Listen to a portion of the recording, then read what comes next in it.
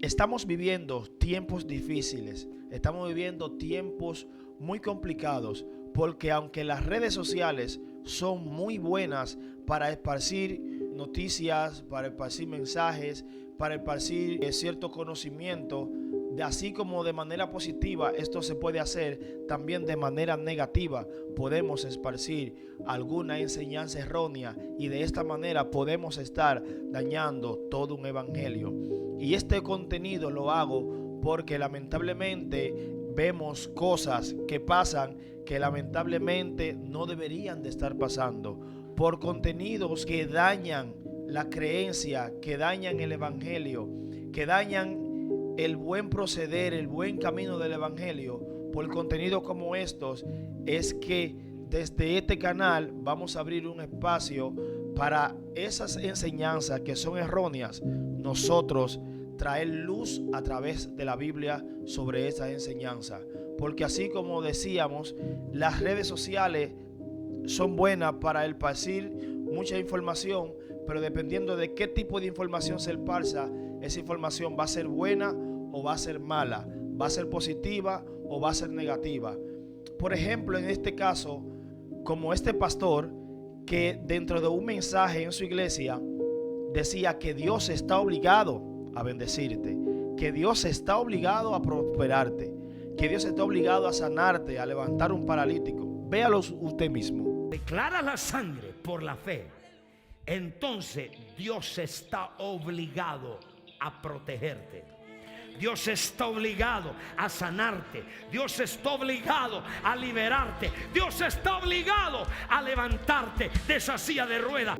Realmente Dios está obligado a hacer lo que nosotros queremos que Él haga por nosotros. Y como dice en el mensaje, realmente con el simple hecho de nosotros declarar la sangre, ya por eso nosotros tenemos el derecho a decir: Dios, tú estás obligado a hacer esto o aquello conmigo. Entonces, cosas como esa no pueden dejarse pasar por alto, porque lamentablemente cosas como esas pueden dañarle el pensamiento y la relación que una persona pueda tener con Dios. Porque cuando una persona escucha esto y dice: oh, pues Dios está obligado, entonces si esa persona se hinca a orar y cuando está orando dice: Señor, yo tengo una enfermedad y necesito que tú la sanes. Y si Dios no sana esa enfermedad de esa persona, entonces esa persona, actuando bajo esta enseñanza, va a decir: wow, pero Dios, yo clamé a tu sangre, yo te estoy implorando, y si yo te pido, entonces tú tienes que darme eso que yo te estoy pidiendo. Pero lamentablemente no siempre funciona de esa forma, porque nosotros debemos de pedir conforme a su voluntad, y por encima de nuestros deseos debemos anhelar y desear la voluntad de Dios, que dice su palabra que es agradable y perfecta. Muchas veces nosotros queremos que Dios haga algo en nuestra vida, ya sea que nos sane, ya sea que nos prospere, que nos bendiga, pero lamentablemente, posiblemente eso que tú estás pidiendo no es lo que Dios quiere para tu vida. Entonces, si eso que tú pides, Dios no te lo cumple, y tú dices: wow, pero el pastor dijo que Dios estaba obligado, entonces tú puedes caer en el error de tú comenzar a cuestionar a Dios, porque tú entendiste o a ti te enseñaron que con el simple hecho de tú clamar a la sangre, ya tú obtenías una obligación o un pase de obligación de Dios contigo para Él hacer lo que tú quieres que Él haga contigo. Y podemos ver que Jesús, cuando fue crucificado, Él decía: Elí, Elí, lama sabactani, Padre mío, ¿por qué me has abandonado? Entonces, esta expresión de Jesús nos deja saber que Él tenía un ardiente sentimiento porque Dios estuviera con Él. Él deseaba que en ese momento tan difícil para ese hombre, para ese Jesús como hombre, necesitaba sentir a Dios. Pero lamentablemente eso era lo que Él quería. Pero Dios, y como lo dice ahí, él aparentemente no estaba sintiendo a Dios cubriéndolo, protegiéndolo. Como dice su palabra, un poquito me veréis y un poquito no me veréis. Entonces, si Jesús hubiese caminado conforme a ese concepto de que Dios estuviera obligado con él, él decía: Señor, pero tú estás obligado a estar conmigo, ¿por qué me abandonas? Tú no puedes abandonarme. Él, si hubiese entendido que Dios estuviera obligado con él, la oración hubiese sido: tú estás obligado a estar conmigo. Si nos guiamos por esa enseñanza. Dios está obligado, porque Dios dice: con esta familia Brizuela hay sangre allá. Yo estoy obligado a liberarlo. Estoy obligado a sanarlo. Estoy obligando, decreta la sangre por la boca, por la fe. Allí en el hospital declara: hay poder en la sangre. Por eso es muy delicado estar diciendo cosas por emociones, porque muchas veces nosotros estamos muy emocionados y decimos cosas que es lo que sentimos en el momento, pero no es lo que nosotros sintamos. Es la doctrina que nos enseña la Biblia.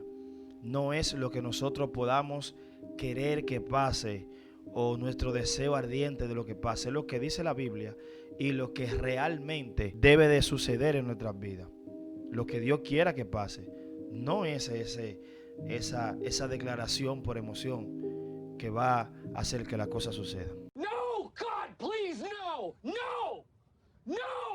También podemos ver otro mandamiento que está en Éxodo 20, que dice: honra a tu padre y a tu madre para que tus días en la tierra sean alargados.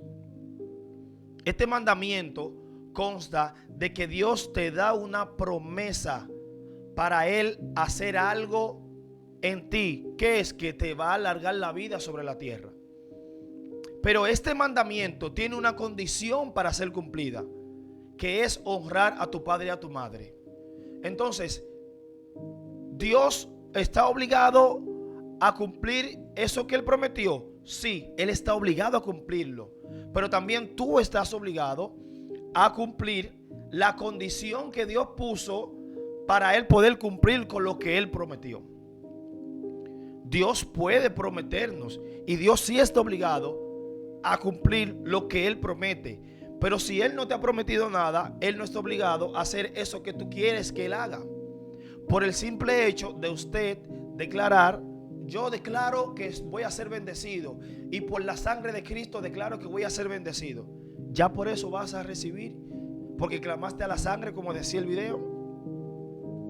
Debemos tener mucho cuidado de cómo entendemos esto y de cómo abrazamos esto, porque muchas veces entendemos que si, clamo la sangre, sería demasiado fácil decir: yo por la sangre de Cristo voy a recibir.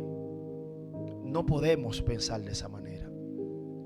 Nuestra oración siempre debe de ser: si la voluntad de Dios es, yo quiero esto, o si es su voluntad, yo quiero aquello. Pero esto que se ha desatado del yo declaro, de que yo, o de yo declaro, de que yo declaro y yo declaro y yo declaro, hermano, debemos entender que esa declaración siempre va a ser sujeta a la voluntad de Dios. Que Dios no es un títere de nosotros. Que Dios opera conforme a como Él quiere operar, no conforme a como nosotros queremos. Así que, ya para terminar, porque esto no va a ser un contenido muy extenso, simplemente quise traer esta pequeña enseñanza de este corte, de este mensaje, para que nosotros tengamos mucho cuidado de abrazar esta enseñanza. Porque Dios no está obligado con nosotros. Debemos nosotros de sentir la obligación de obedecerle a Dios, y si es su voluntad, Dios nos va a bendecir. Si es su voluntad, nosotros sí tenemos la obligación de obedecerle. Nosotros sí tenemos la obligación de buscarle. Nosotros sí tenemos la obligación de estar siempre humillado ante Él y ante su presencia. Ahora, una cosa es que nosotros deseemos algo, aunque nos humillemos, aunque nos mantengamos humillados bajo su presencia.